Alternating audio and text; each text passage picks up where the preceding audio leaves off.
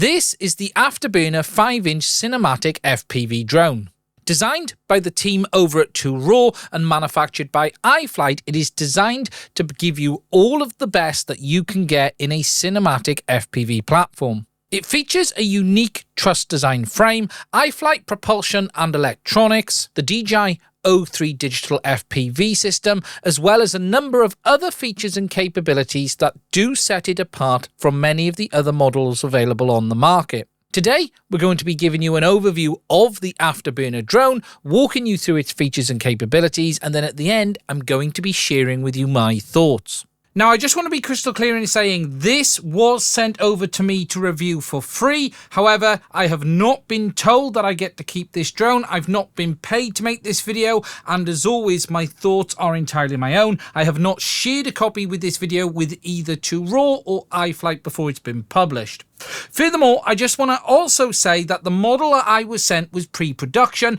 and there will be a number of small changes made to the final model that goes out for sale. I will highlight the majority of these in the video. However, I did just want to make sure that you were aware that there may be some little differences between the final production one and what you see here today. Now, before we get into actually taking a look at this quad, we should talk first of all about who 2Raw are. They are not only a company that specialise in cinematic FPV, but they also design and sell their own frames as well. The team consists of well-known people including Ellis Van Jason, Josh Henriquez, as well as a number of other people in the background. And when you look at the bottom of the website, you will see names from companies that really does tell you that you're dealing with a company that has a massive amount of experience in this area. And when you get the quad, it comes pre-assembled in a box like this. Included also is a set of props as well as a nut and bolt for the GoPro mount. Okay, now just to walk you around this quad on the bench. Now, as I've said, it is a partnership between Iflight and 2Raw. The electronics on this quad are predominantly Iflight, whereas the overall design and the tune for this quad comes from the guys over at 2Raw. You can see, looking around, it is designed to be a bit of a bruiser. It has this truss design for the frame, so the arms come out either side there into these two plates that the motors mount to. We have a solid top canopy that houses the main electronics, a proper metal mount for the GoPro, and overall it's designed to offer the maximum possible protection for your electronics. Now, it comes pre-fitted with the DJI O3 ear unit as standard. You've got the camera up front there, a single antenna on the back, and the O3 ear unit is then mounted between this top and bottom plate. You then have the main electronics located under this top canopy. In here, there's a Blitz F7 flight stack as well as an M10 GPS, and that is located just under there. It comes pre-fitted with the Zing 2 2207 1855 kV motors, and as I've said, predominantly it is an Iflight setup with regards to the electronics. Now, everything in this quad is pretty much buried away, so the main flight stack and electronics is under this cover here, and we'll pop that off in a minute to have a look. And then that O3 ear unit is located between this top and bottom plate. Now, access to that O3 ear unit isn't really readily available, but what they've done is installed this little USB extension board down there, allowing you to get access to the USB port on the side of the O3 ear unit for updating the firmware or accessing the onboard storage. You can reach in to get to the bind button and also install an SD card as well, but you're not really going to want to be doing that all of the time. And if you were installing an SD card, you want to make sure you put a large one in and then access it via the USB. The model I've got here comes pre-installed with Express LRS, and you can see the receiver for that is mounted just down there, and the antenna then comes out and is mounted on these little TPU mounts on the side of this arm. Power for this quad is obviously 6S as a result of those motors, and then the XT30 is mounted on this little TPU bracket on the back. This is actually a pre-release version of this frame, and this mount for the rear is going to change a little bit in the final production for something just a little bit more solid. As I've said, you can see from the frame design, it really is designed to be a very, very solid quad. And when you add up all of the little things that they've done, like the metal bracket, they've put a quad together that's designed to just keep beating no matter what you do to it. Now, looking at the thickness of the carbon fibre, pretty much everything is 3mm. That be the plates for the motor mounts, the arms, as well as the top and bottom plate. And it just offers an absolutely completely solid, rigid design. Now, a lot of time and effort has gone into the design and tuning of this quad by the team over at 2Raw. As I've said, it is an Iflight build in electronics, but the team at 2Raw designed the quad. They've done all of the tuning and all of the bits that just make it a little bit more special than some of the others. For instance, it is a true X design, and they've been able to get the center of gravity right down the middle of the center, which means that way the flight controller is seeing everything exactly as it should be. And whilst these things might not make a night and day difference to when building a quad, getting the COG absolutely perfectly is something we all used to do on early builds and has sort of become a thing of the past, but it's great to see people are still making quads with stuff like that in mind. Now, as you can see here, it is fitted with a DJI Action 2 mount, and that is because I've been using that for my filming. This quad, as I've said, has got that O3 ear unit buried in the bottom, and it isn't very easy to get to. However, it isn't really designed to be got to because you are not going to be filming with the main O3 camera on this quad. Props are very much in view, and it is a quad that is designed to carry an action camera such as the DJI Action series, the GoPro, and the footage from the O3 is really more than anything for your FPV view. Obviously, you can record it and get access to it via that USB, but it is also interesting to fly a quad with the props very much in view. It's something we haven't seen so much of recently with more modern O3 builds because people have been getting the props out the way, and actually it was a nice change to be flying a drone with the props very much either side, showing you the center of the screen, and I actually ended up using it a lot of the time as my center marker. Now, this drone has been very much designed with Betaflight 4.5 in mind, and whilst my version did come with 4.4, the plan is for this to be having 4.5 moving forward. It has that lovely M10 GPS module, which offers fantastic performance, taking it out in the field on the 4.5 build and getting acquisition times in under a minute to over 16 sats and then to 10 sats in under 20 seconds from cold. The guys also have a dedicated 4.5 tune, and if it isn't shipping with that from the factory, it will be available to get from them in the future.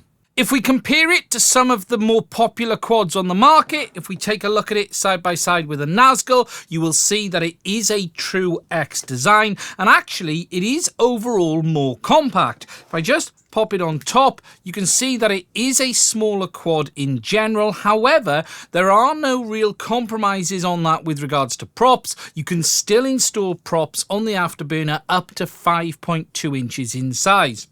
If I bring in something else similar, such as the SpeedyBee Master 5 version 2, again, it is a much larger quad compared to the Afterburner. It is much more compact. Again, that true X design, which should give you some great flight performance. What is worth remembering, though, on this quad is that because it is a true X, you are going to find that the props will be in view on this O3 ear unit, unlike the Nazgul and the SpeedyBee Master 5 that are designed to keep the props out of view. The props are in view on this because this quad is designed to carry an action camera. You've got that metal mount, and it's designed for this camera to be your first person view, and then your top camera to be your filming camera. Weight-wise, if we put the Afterburner on the scales ready to fly without a battery, you can see it's coming in at 464 grams. If we compare that to the other two quads, the SpeedyBee comes in a little bit less at 437. However, the Afterburner is lighter than the Nazgul, for instance. So if I just move that out the way, you can see the Nazgul is coming in at 474. Now, like a few of the other bind and flyings we've seen from Iflight in recent times, such as the Nazgul, this drone does have a lot more external covers and stuff on it than a traditional drone. As a result of that, it is a little bit more different to work on, but what we're going to do next is give you a bit of an overview of how to tear it down to get to the electronics and have a look at how it's put together inside. Now, tearing this quad down really does fall into the same sort of category as a Nazgul. There are some panels you need to remove. On this, you're going to need to remove these two nuts on either side, and then you need to remove this screw, this screw, this screw, and this screw. And once you've removed them, you are then able to withdraw the top cover, making sure that you have removed the antenna first, because the antenna mount is actually connected inside the quad, not to the plastic top shell. Now I've removed the lid, and what you'll find inside first of all is the GPS module. Now that is an M10 GPS from Iflight that should give fantastic performance. You can then see the flight stack is mounted underneath this carbon fibre strut either side that comes over the top, and then we've got our ESC wires that come out either side. Looking from the side, you can see that strut in a bit more detail. There's one on either side, and that is just going to offer a huge amount of protection for this flight stack. Now, the flight stack on this is the Blitz F7. I believe that is the model with the E55 4-in-1 ESC from the looks of it. And you can see then all of the connections for that on either side there and there. Now, what is interesting about this quad is, as I mentioned earlier, you have the flight stack housed in this top section and then the O3 housed in the bottom. There is, though, only one antenna on this system, and you can see there it is a standard connection. And what they've actually done is connected two coaxes into this single connection. Now, this is a bit unusual. It isn't something that I've seen done before. However, the reports that I've had from the guys on this is that they've seen no downside in performance as a result of doing this. The way O3 works is it is capable of transmitting on either one antenna port or the other, or receiving on both. And what this does is combine them into a single connector. I have seen people ask before, can they run O3 with a single antenna? And what they mean by that is, can they simply connect up one antenna to the O3 ear unit? And my response to that has always been no. However, this is actually slightly different, because what you're doing is combining the two into one. It remains to be seen if there is any downside to doing this overall, but the reports so far are that it does perform very well, and as a result of that, it isn't anything I'm particularly concerned about. Now, just flipping it around to the other side, you can see we've got the USB port there for the flight controller, and then you've got the O3 camera mounted up front on that TPU bracket. Now, as for the O3 ear unit, as I mentioned earlier, it is buried in the bottom of this frame. It is sandwiched between these two plates. It is very, very protected, but obviously that does make access a little bit more challenging than it might be on another frame. What they've done is installed this little USB connection down there for the O3 ear unit, allowing you to plug it in. There is no SD card installed in this O3 ear unit, so you're going to be using the onboard storage. You can sort of get to it through the side holes if you did want to install an SD card, but what you're not really going to be doing is installing one and removing one all of the time. The setup on this is designed really for you to put an SD card in if you want to, of a really decent size, and then access it via that USB port rather than accessing it via the side. Now, with regards to that single antenna setup on the back with O3, I've been doing some testing on it and I've been talking to other people using it, and as far as we can tell, there is no downsides. They are basically taking the two coaxes, feeding them into one and connecting it to one antenna. Now, that does mean that the full RF from one channel on O3 is ending up coming into the second channel when it's transmitting, but as far as we can tell, there are no downsides to it, and I've seen no dramatic effect or reduction in O3 performance as a result of having this setup. I do believe the final model of this drone is actually going to ship with a longer antenna than the one I've got on mine here, but other than that, it should be the same with both antennas coming into one, and as far as I'm concerned, there's really nothing here to be concerned about, and it's going to be interesting to see if other people actually start to do this as well. Now, I've had this drone for about a week and a half, and I've managed to get a few flights on it, although I have been dramatically hampered by the weather. Anyone who's lived in Wales or the UK for the last week would have known we've had some of the worst storms that we've had for a very long time. We've even had a hurricane in the UK as well, and as a result of that, I've had very restricted flying. However, I am going to share just a little bit of flight footage from this drone with you, and then I'm going to come back and share with you my thoughts.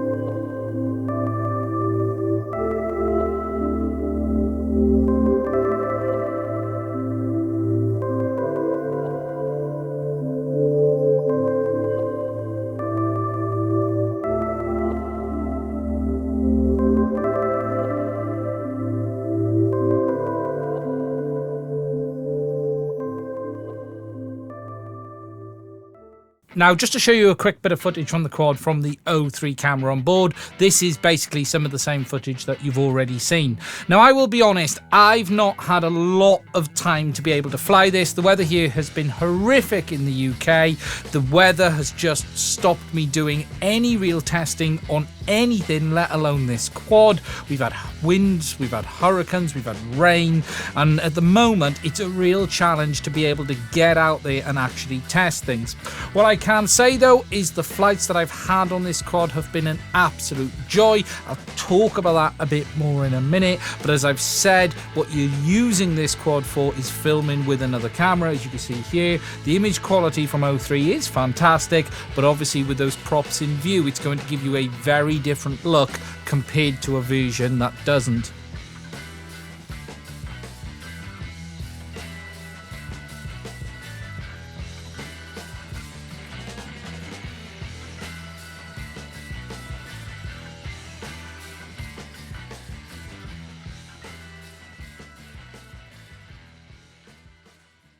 Now, before I share with you my final thoughts, I just want to be transparent with regards to something on this quad. When I received it, it is a pre-production model, and unfortunately it came with a number of defects. One of these was a faulty motor. It actually had an issue that I have never seen on any motor from any manufacturer before. It was basically a loose wire connecting to the main motor winding that resulted in it playing up. That I corrected myself, and there was one or two other issues that I also fed back to the team at 2Raw as well. These issues are things as a result of a pre-production drone, and they are not things that should affect anyone buying it off the shelf. However, for complete clarity, I did just want to say this did come with a defect. It has been fed back to the manufacturer. They're going to learn from that and implement changes into the production moving forward. Okay, now to share with you some thoughts and opinions on this quad, having spent limited time with it. I am going to be spending a lot more time with this over the next few months, and I'll be talking about it in future videos as well, but I've had enough flight time to get some opinions together as well as sort of thoughts on the build. Now, with regards to the quad itself, I really like what they've done here. It certainly is different to what we've seen from the likes of Iflight with the Nazgul and everything else we've seen around O3. As I've said, this is a cinematic quad, and it is designed to carry a GoPro or an action camera of any other type, and as such, you're going to have those props in view. However, it really, really does fly very, very well. And in fact, I'd go as far as to say it's the best flying cinematic quad that I have used, period. Out the box, it flies just beautifully. It isn't an out-and-out freestyle quad. It is quite dumbed down. They have that 48 kilohertz PWM frequency. We have all of the design of this for carrying an action camera. Yes, you've got the props in view on the O3, but it's designed to give you a super stable platform to put your action camera on, and it absolutely delivers on that.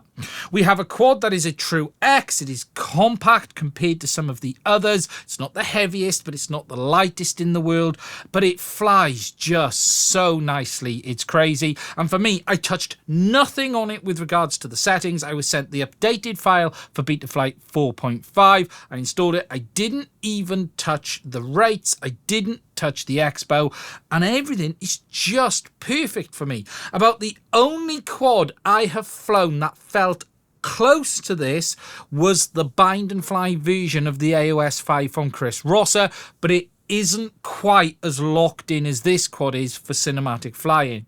The guys over at 2Raw, Joss and the team, have done an amazing job with their tune, and I think the build is really, really interesting.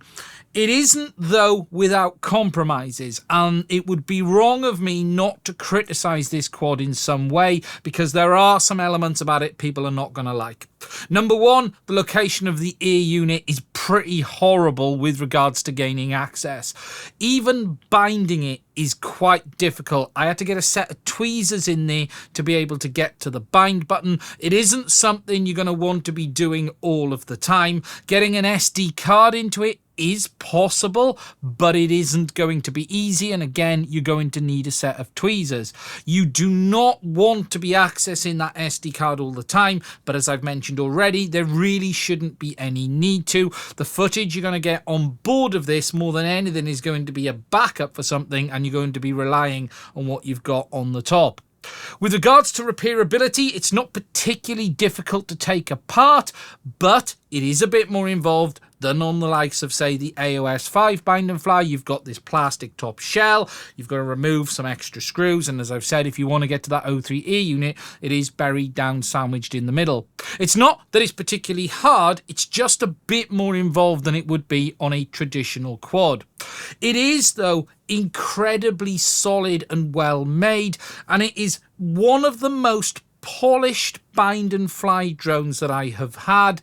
It's got that Iflight running gear, it's got the motors, the flight controller, and that M10 GPS just absolutely flies with regards to acquisition, especially using it with Betaflight 4.5. I'm really impressed with what the team have done here, and genuinely, honestly, I think this is my favourite 5-inch quad, period. And I'm really looking forward to using this over the next couple of weeks and months. I've got it here in winter, which is quite limiting for me. But as a quad to carry an action camera or a GoPro that you're not going to be smashing around in a bando, I think this is going to please a lot of people. Now, price-wise, the new Afterburner is going to be available in the UK for £530, or in US dollars, it's going to be $675. Now, the amazing thing about that pricing is it is less than you will be able to build this quad for. Now, as I've said, in the kit, they're going to include a bolt for the GoPro mount as well as some props. They're actually going to include 2 different sets of props in the kit. You're going to get the 51366s, which is going to be a nice cinematic prop, but they're also going to toss in a set of 51433s from Gemfan that is going to give you just a bit more power, a bit more oomph from the quad, as Josh put it to me, for those who just want a bit more flight power.